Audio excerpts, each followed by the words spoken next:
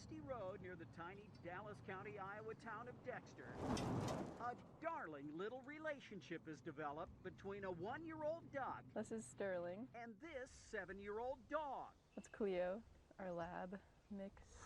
The twosome was brought together by 17-year-old I love animals. Tiffany Smith. Well, I was kind of sick of cats and dogs and just a normal kind of animal and having something different. Sterling is really different. I can't fly. Nope. He's a roan, a heavyweight domesticated duck, raised primarily for decoration. That's him eating dog food, and he loves it.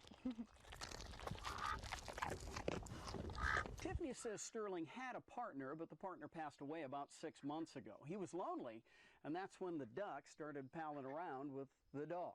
They go everywhere together. He'll follow her down the road and play with her, and they'll both clean each other. Normally, when it comes to dogs and ducks, the duck eventually ends up in the mouth of the dog. I actually thought the dog would hurt the duck.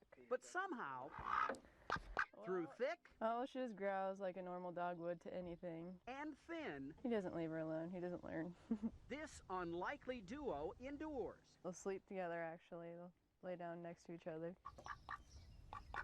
Fast, fine-feathered, and fur-covered friends forever. I think it's very cute. Steve Carlin, KCCI News Channel 8, Iowa's news leader.